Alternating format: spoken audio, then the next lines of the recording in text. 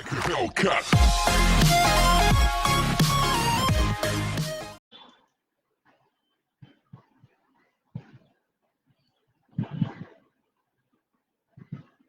আসসালামু আলাইকুম। বাংলাদেশের বিভিন্ন প্রান্তের ডিপ্লোমা ইঞ্জিনিয়ারিং এর শিক্ষার্থীবৃন্দ, আজকের এই ফেসবুক লাইভ ক্লাসে তোমাদের স্বাগত। তোমরা জানো, এই করোনা মহামারীর সময় মাননীয় প্রধানমন্ত্রীর ঐকান্তিক ইচ্ছা এবং কারিগরি শিক্ষা অধিদপ্তর ও এটুআই এর কর্মকর্তাবৃন্দের নিরলস প্রচেষ্টার কারণে অনলাইনে বসে আমরা ক্লাস নেওয়ার সুযোগ পাচ্ছি। তোমাদের লেখাপড়ার ধারাবাহিকতা যাতে বজায় থাকে সেই জন্য এই প্রচেষ্টা। আমি সিভিল বিভাগের ষষ্ঠ পর্বের ডিজাইন অফ স্ট্রাকচার 1 সাবজেক্ট নেব। আমি আছি তোমাদের সাথে। আমি মোহাম্মদ রেজাউল বাহার, ওয়ার্কশপ সুপার ও বিভাগীয় প্রধান civil, Barishal polytechnic institute, Barishal. প্রিয় শিক্ষার্থীবৃন্দ, তোমরা জানো ডিজাইন অফ স্ট্রাকচার 6 সেমিস্টারের একটি সাবজেক্ট। এটা প্রথম লাইভ ক্লাস। এটা 30 মিনিটের ক্লাস হবে এবং আশা করি 16-17টা ক্লাস তোমরা পাবে। সাবজেক্টটা একটু বড়, ডিজাইন অফ স্ট্রাকচার, সেই কারণে সব টপিকস হয়তো বা শেষ করা যাবে না এই সময়ের ভিতরে। এর জন্য মোস্ট ইম্পর্টেন্ট টপিকস গুলো আমি তোমাদের সাথে আলোচনা করব। আর অন্য যে চ্যাপ্টার গুলা প্রথম দিকে ছিল, যা তোমরা বিগত সেমিস্টার গুলায় অলরেডি পড়ে ফেলছো, সেই চ্যাপ্টার গুলা সংক্ষেপে আমি আলাপ করব। অন্য চ্যাপ্টার, মূল চ্যাপ্টার গুলা যখন, ইম্পর্টেন্ট চ্যাপ্টার গুলা যখন আমি পড়াবো, তখন পিছনের কোনো বিষয় আসলে সেটাকেও তোমাদের সাথে শেয়ার করবো। আমি মূলত তোমাদের ডিজাইন গুলা পড়াবো। Design of rectangular beam USD method, WSD method, design of rectangular beam USD method, design of doubly reinforced beam, design of T beam, design of lintel এবং ডিজাইন অফ ক্যান্টিলিভার বিম। এগুলো আমি তোমাদের সাথে পড়াবো। তোমাদেরকে মূল ক্লাসে আমি এই ডিজাইন গুলা করাবো। তবে প্রাথমিক কিছু আলোচনা এই ক্লাসে এবং অন্য ক্লাস নেওয়ার সময় রিলেটেড হিসাবে আলোচনায় আসবে। তোমরা জানো, স্ট্রাকচার তৈরিতে মূল দুইটি উপাদান, একটা হলো কনক্রিট আর একটা রিইনফোর্সমেন্ট বা স্টিল। একটা স্ট্রাকচারের বা কাঠামোর সেফটি নির্ভর করে এই দুইটার উপরে। আমাদের সমস্ত স্ট্রাকচারই আরসিসি বা প্রি-স্ট্রেসড। সুতরাং কনক্রিট এবং রিইনফোর্সমেন্টের মানে স্টিলের গুণাগুণের সাথে নির্ভর করছে আমাদের কাঠামোর গুণাগুণ বা স্থায়িত্ব। আমি কিছু তোমাদের পিছনের সেমিস্টার গুলো পড়ে আসা এবং এই সেমিস্টারেও আছে, এগুলো কিছুটা আলোকপাত করছি। প্রথমে আসছি কনক্রিট। তোমরা আমার কথা শুনতে পাচ্ছ? সবাই আশা করি শুনতে পাচ্ছ। কনক্রিট তোমরা কনস্ট্রাকশন প্রসেসে পড়ে ফেলেছো অলরেডি। কনক্রিট মূলত মোটামুটি ভাবে 3 প্রকার বলা যায়। একটা হলো প্লেন কনক্রিট বা সিমেন্ট কনক্রিট সিসি, আর একটা হলো রিইনফোর্সড সিমেন্ট কনক্রিট বা আরসিসি, আর একটা প্রি-স্ট্রেসড কনক্রিট। এ সম্বন্ধে তোমরা বিগত সেমিস্টার গুলায় খুব ভালো মতোই জেনেছো, আমি এখানে লম্বা করব না। আর একটা আমাদের উপাদান ছিল রিইনফোর্সমেন্ট, যেটা আমরা রিইনফোর্সমেন্ট হিসেবে স্টিলকে বেছে নিয়েছি। কেন বেছে নিয়েছি পরে আসছি। রিইনফোর্সমেন্ট মূলত দুই রকম, একটা হলো এমএস বার মানে মাইল্ড স্টিল বারস, আর একটা হলো প্রি-স্ট্রেসিং বার বা স্টিল। মাইল্ড স্টিল বার আবার 3 রকম, একটা প্লেন বার, একটা ডিফর্ম বার, আর একটা টুইস্টেড বার। প্লেন বার হলো সাধারণত তোমরা দোকানে ডট সিমেন্টের দোকানে এগুলো দেখে থাকো, গোলাকার কিন্তু কোনো খাঁজ কাটা নেই, প্লেন থাকে। আর ডিফর্ম বার খাঁজ কাটা থাকে। টুইস্টেড বারটা মোচড়ানো বাড়ানো হয়, এটা সামনে তোমরা দেখতে পারো। আর প্রিস্ট্রেসিং স্টিলটাকে বিশেষ শক্তি সম্পন্ন করা হয়, সেজন্য এটার সাথে কার্বনের সাথে ক্রোমিয়াম, ম্যাঙ্গানিজ এই সমস্ত ম্যাটেরিয়ালস যোগ করে প্রিস্ট্রেসিং স্টিলটা তৈরি করা হয়। এটা তোমরা পিছনেও কিছুটা পড়ে ফেলেছো, আমি কিছুটা আলোকপাত কিছুটা ছবিতেও দেখাচ্ছি। প্লেন কনক্রিটটা দেখো, এটা একটা একতলা ভবনের ফ্লোর, এটা প্লেন কনক্রিট বা সিমেন্ট কনক্রিট দিয়ে তৈরি। রিইনফোর্স সিমেন্ট কনক্রিটটা তখন হবে যখন এর ভিতরে রিইনফোর্সমেন্ট হিসাবে, তার মানে তার মোমেন্ট সহ অন্য সমস্ত লোড বা বল বা যে কাঠামোর উপরে আগত সমস্ত শক্তিকে, সমস্ত লোডকে নিতে পারবে, যে সেই উপযোগী করার জন্য আমরা রিইনফোর্সমেন্ট বা রড ব্যবহার করি। এখানে দেখতেছো ঢালাই হচ্ছে, এরকম হয়ে গেলে একটা স্ট্রাকচার দাঁড়ায় যাবে, বিম, কলাম যেগুলো তোমরা দেখো, এগুলো সবই আরসিসি। আর প্রিস্ট্রেস কনক্রিট তোমরা জানো, প্রিস্ট্রেসিং পদ্ধতিতে বা পোস্ট স্ট্রেসিং পদ্ধতিতে তৈরি করা হয় বিশেষ ধরনের স্টিলকে ব্যবহার করে। সাধারণত টেন্ডন তোমরা নাম শুনেছো, পড়েছো, কেমনে প্রিস্ট্রেসিং করে তাও করছে। এখানে একটা উদাহরণ দেখা হয়েছে, এইগুলা টেন্ডন গুলো এরকম আছে, প্রিস্ট্রেস পদ্ধতিতে তৈরি করা হয়েছে। এবার আমি আলোচনা করব আমরা রিইনফোর্সমেন্ট হিসাবে কেন মাইল্ড স্টিলকে বা এমএস বারকে কেন বেছে নিলাম। প্রথম যে কারণ সেটা হলো এর শক্তি। মাইল্ড স্টিলের শক্তি অনেক বেশি। সাধারণ মানের মাইল্ড স্টিলও প্রায় 4000 KG per centimetre square load বহন করতে পারে। 4000 কেজি পার সেন্টিমিটার স্কোয়ার। তোমরা অনেকেই হয়তো বা এটা ইতিমধ্যে জেনেও ফেলেছ, যা অন্য অন্য পদার্থে পাওয়া যায় না। এই কারণে আমরা মাইল্ড স্টিল অর্থাৎ লোহার সাথে কার্বনকে একটা নির্দিষ্ট মাত্রায় মিলিয়ে মাইল্ড স্টিল তৈরি করা হয় এবং এর শক্তি অনেক বেশি। 4000 উপরে অনেক বেশি পাওয়া যায়।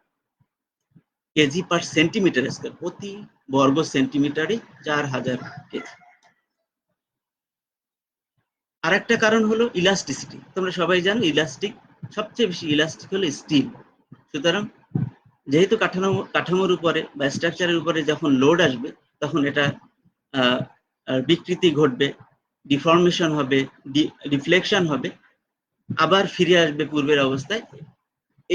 এই জিনিসটা দরকার, সেজন্য ইলাস্টিক বেশি যেটা, সেটাকে আমরা বেছে নিয়েছি। তার মানে steel, mild steel. Coefficient of temperature expansion বা তাপীয় গুণাঙ্ক, কনক্রিট এবং স্টিলের তাপীয় গুণাঙ্ক, যেটা তোমরা পিছনে ফিজিক্সে পড়েছো আলফা, এই আলফার মান দুইটাই প্রায় সমান। এই কারণে বন্ডের ক্ষেত্রে বা এক্সপ্যানশনের ক্ষেত্রে সুবিধা হয়। এজন্য আমরা এমএস রড হিসাবে এমএস রডকে বেছে নিয়েছি। কনক্রিটের সাথে বন্ড স্টিলের ভালো হয়, এর কারণেও বেছে নেওয়া। অ্যাভেলেবিলিটি বা সহজলভ্য, তোমরা জানো লোহা খুব সহজেই পাওয়া যায়, পৃথিবীর সমস্ত জায়গায় লোহা পাওয়া যায়, তার সাথে লোহা থেকে স্টিল তৈরি করা যায়, যা অন্য কোনো শক্তিশালী ম্যাটেরিয়ালেরও নাই, এত অ্যাভেল না। মনে করো হীরা, স্বর্ণ, তামা, অন্য যে ম্যাটেরিয়াল গুলো আছে সেগুলো এত অ্যাভেলেবেল না। আর একটা বড় বিষয় হলো কস্টিং। লোহার দাম অনেক কম, কিন্তু অন্য ম্যাটেরিয়ালস এর দাম বেশি। এটাকে যে কোনো আকারে তৈরি করা যায়, যে কোনো শেপ দেওয়া যায়, এটাকে সহজে কাটা যায়, বেন্ড করা যায়, হুক করা যায়। এই সমস্ত কারণে আমরা এমএস রডকে রিইনফোর্সমেন্ট হিসেবে ব্যবহার করছি। এখানে তোমরা একটা ছবি দেখতে পাচ্ছ এমএস বারের। তোমরা লর্ড সিমেন্টের দোকানের এইগুলো দেখে থাকো, রড গুলাকে। এগুলা সব এখানে অবশ্য সব ডিফর্ম বার, কারণ প্লেন বার এখন খুব বেশি ব্যবহার হয় না, খুব অতি অল্প মাত্রায় ব্যবহার হয়। তো এমএস বার রিইনফোর্সমেন্ট হিসেবে আমরা এখন ব্যবহার করব, এটাকে এখন স্টিল বলবো বা রিবার বলবো। এমএস বার কি স্টিল অথবা শুধু বার অথবা রিবার হিসাবে ব্যবহার বলবো আমরা এখন থেকে।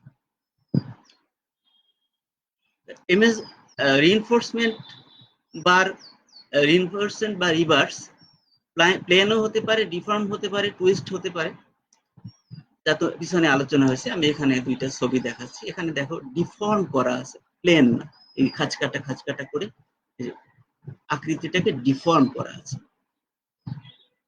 এটা ডিফর্ম বার। ডিফর্ম বারের সুবিধা হলো এটা কনক্রিটের সাথে বন্ডও ভালো হবে, সবচেয়ে বড় কারণ হলো বন্ডটা খুব ভালো হবে, আর অন্য কারণগুলো আমি পরে আসছি। ডিফর্ম বার চিত্রটা তোমরা দেখতে পাচ্ছ, ওই আগের চিত্র মতোই এগুলো ডিফর্ম বার।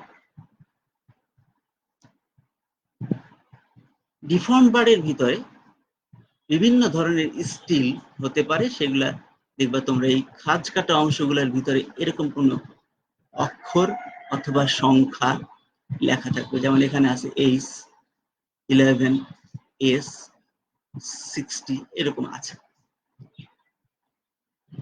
এইচ মানে হলো যারা ম্যানুফ্যাকচারার তাদের ডিনোশন এখানে থাকবে যে কারা এটা তৈরি করছে। 11 মানে কত নম্বর বার, এটা এফপিএস সিস্টেমে।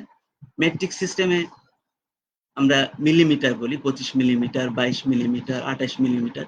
এখানে 11 মানে নাম্বার, 11 নম্বর বার। এটা কনভার্ট করলে এমএমএ আসবে, সেটা তোমাদের সাথে আমি পরে ডিজাইনের ক্লাসে আলাপ করব। এস মানে এটা কি ধরনের স্টিল, এস যদি লেখা থাকে সেটা কার্বন স্টিল, এস এর জায়গায় যদি আর লেখা থাকে তাহলে rail still.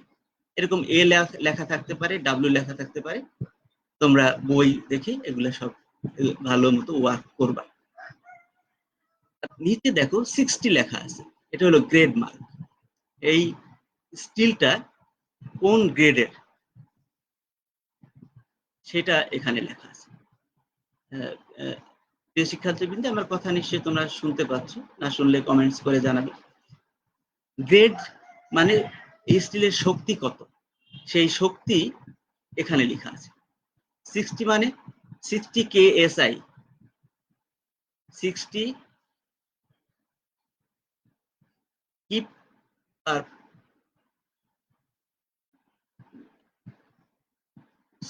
60,000 pound per square inch, প্রতি ইঞ্চিতে 60,000 পাউন্ড পর্যন্ত সে লোড নিতে পারবে বা টেনশন নিতে পারবে। যদি 60 জায়গায় 40 থাকে তাহলে 40,000, 75 থাকলে 75,000। 60 KSI, কে দিয়ে কিলো বলতে পারো, এখানে সাধারণত আমরা কিপ বলি এফপিএস সিস্টেমে, কিপ কিপ বলাই কে দিয়ে, 60 KSI নিতে পারে। আর একটা হলো টেন্ডন। টেন্ডনটা দেখো তোমরা পিছনেও দেখছো যে ছোট ছোট ডায়ার অতি উচ্চ ক্ষমতা সম্পন্ন কিছু বারকে টুইস্টেড করে যে বা ইয়াগুলা তৈরি করা হয়, বারগুলা তৈরি করা হয়। এখানে তোমরা দেখো সংখ্যা বিভিন্ন হতে পারে, স্ট্রাকচার অনুযায়ী বিভিন্ন রকম হতে পারে, 50টাও হতে পারে। এগুলাকে বলে টেন্ডন। তোমরা একটা ধারণা পেলে যে স্টিলগুলা কিরকম। গ্রেডের কথায় আসছিলাম। 60 গ্রেড বার মানে 60 KSI ক্ষমতা সম্পন্ন বার।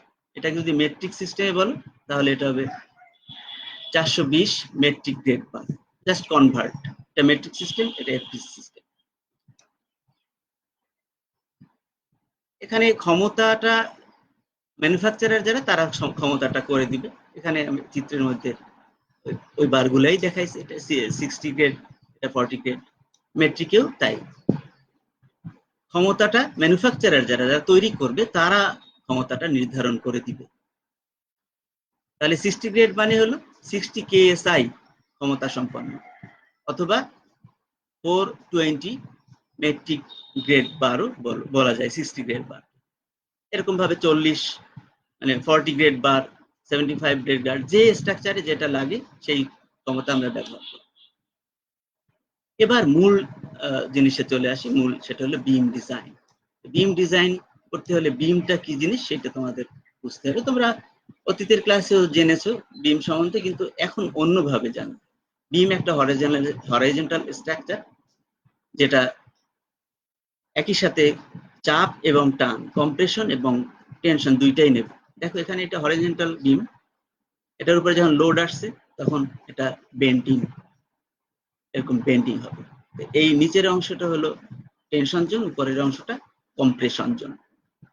এই দুইটাই সে বহন করতে পারবে, এই জন্য এটাকে ফ্ল্যাক্সারাল মেম্বারও বলা হয়।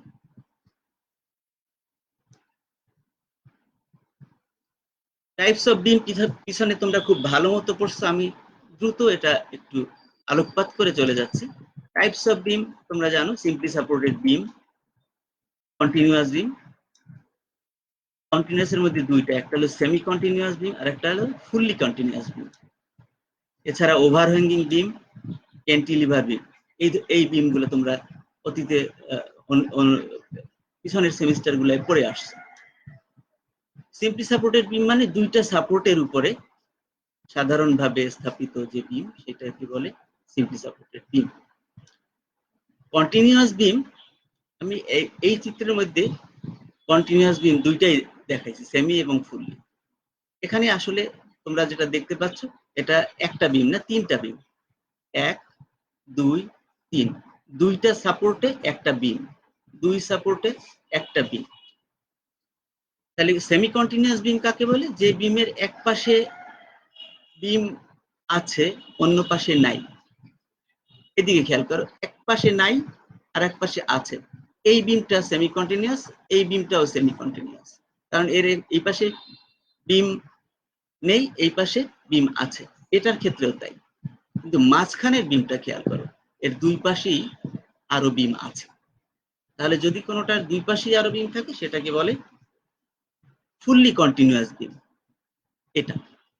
আর সেমি হলো এটা, এক পাশে আছে আর এক পাশে নাই, এক পাশে আছে। ওভারহ্যাঙ্গিং বিম মানে সাপোর্টের পরে কিছু অংশ ঝুলে থাকলে সেটাকে ওভারহ্যাঙ্গিং বিম বলে, তোমরা ভালো মতোই জানো, অনেক অঙ্ক করেছো। এবং ক্যান্টিলিভার বিম একটি সাপোর্টের উপরে, একটা ফিক্স সাপোর্টের উপরে যে বিম থাকে সেটা ক্যান্টিলিভার বিম। পিছনের আলোচনা, তোমরা পিছনের আলোচনা গুলা ভালো মতোই পড়েছো। এখন ফ্র্যাকচারের অ্যাজাম্পশন ডিজাইন করতে গেলে ফ্র্যাকচারের সূত্র বের করতে হবে, অ্যাজাম্পশন গুলা ধরে নিতে হবে। ফ্র্যাকচারের অ্যাজাম্পশন প্রথমেই ধরে নিতে, একটা প্লেনের উপরে সে থাকবে, কিরণ এবং বিকৃতি সমানুপাতিক হবে, কনক্রিট কোনো টেনশন নেবে না এবং কনক্রিট এবং স্টিলের কোনো স্লিপ হবে না। নোটেশন গুলো আমি চিত্রে যাওয়ার আগে নোটেশন গুলো তোমাদের একটু স্মরণ করাই দিচ্ছি। এফ প্রাইম সি হলো ultimate strength of concrete, f c হলো allowable stress of concrete, f y ultimate strength of steel, f s allowable stress of steel, delta c strain of concrete, delta s strain of steel, ES modulus of elasticity of steel, EC modulus of elasticity of concrete, N modular ratio ES by EC, এই যে ES আর EC।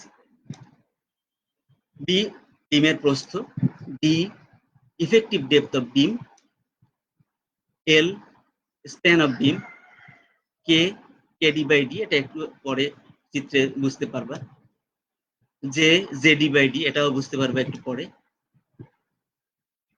JD হলো lever arm, j d j এবং d lever arm. K d হলো height of compression zone, t minus k d height of tension zone, আর সমান half f c j k. Moment, bending moment M, M c resisting moment of concrete, M s resisting moment of steel, C resultant of compressive force, T resultant of tensile force. এই ছিল notation.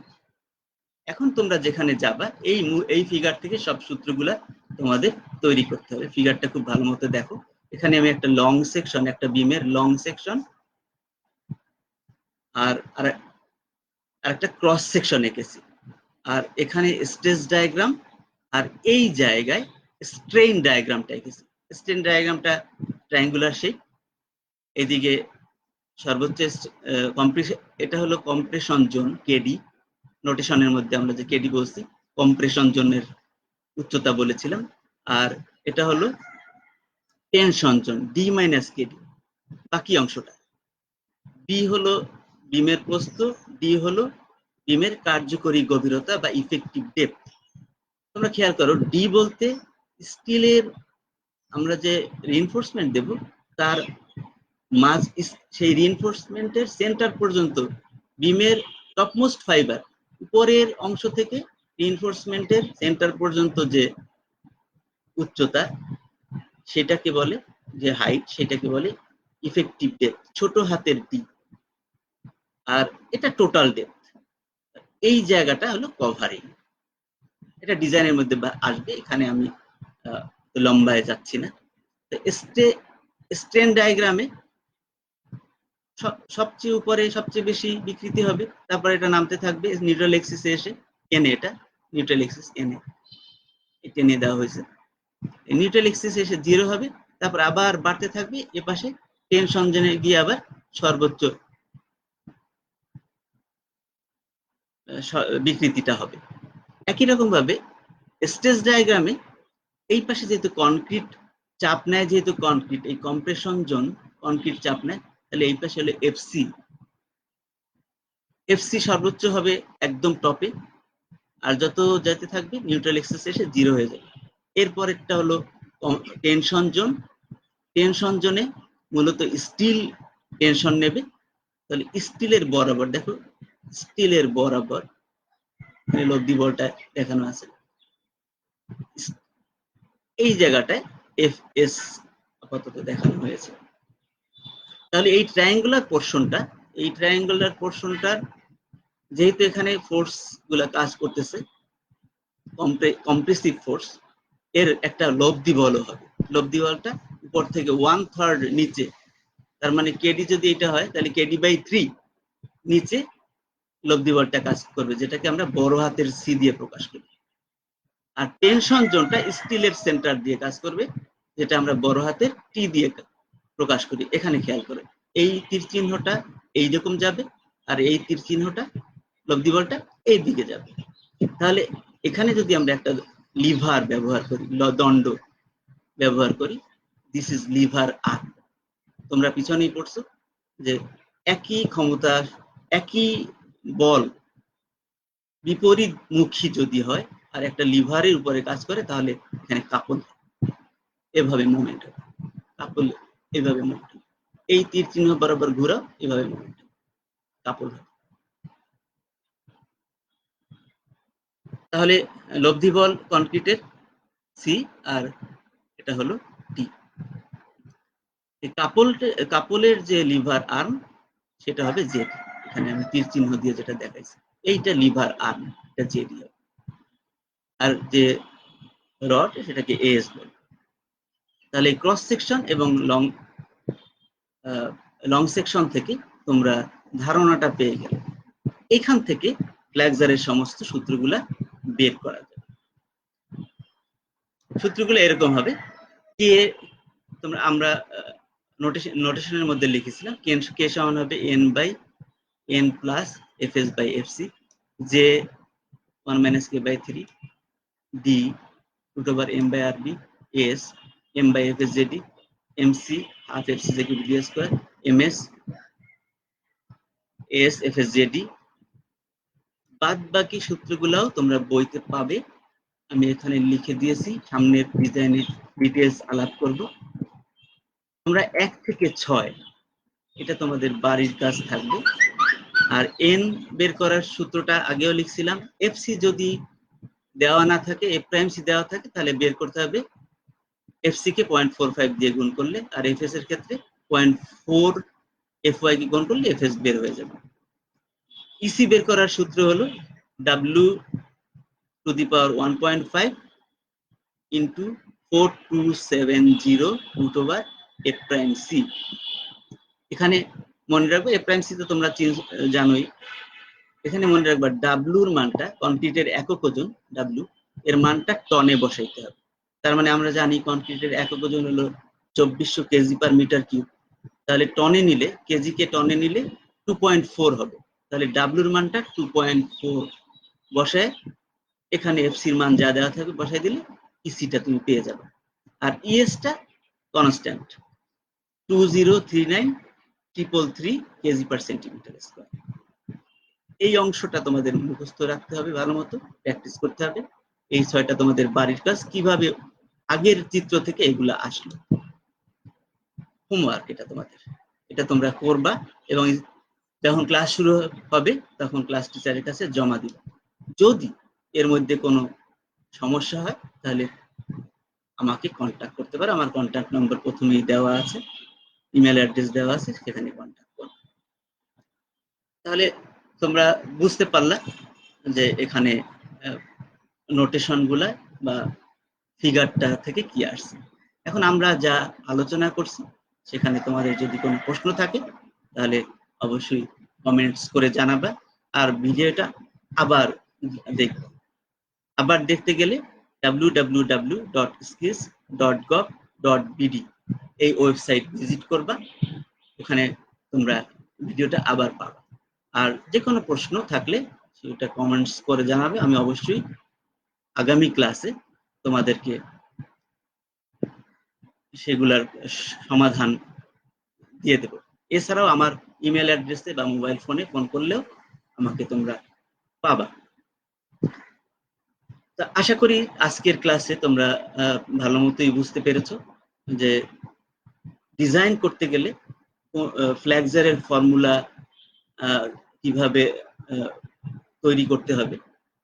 ফ্ল্যাক্সারের formula তৈরি আমি কোনোটা করে দেইনি, এটা তোমাদের বাড়ির কাজ। খুব সহজেই তোমরা ওই ফিগারটা থেকে ওই যে সূত্রগুলো আমি তোমাদেরকে দেখাইছি সেইগুলা করতে পারবা। তো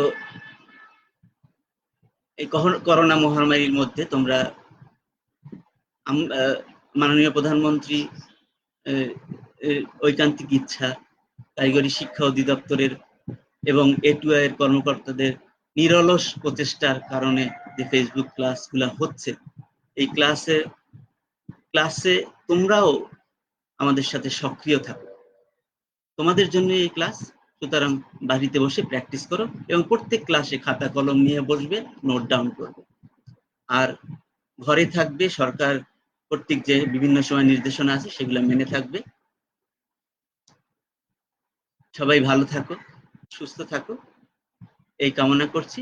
সকলকে ধন্যবাদ। আবার দেখা হবে আগামী ক্লাসে। আসসালামু আলাইকুম।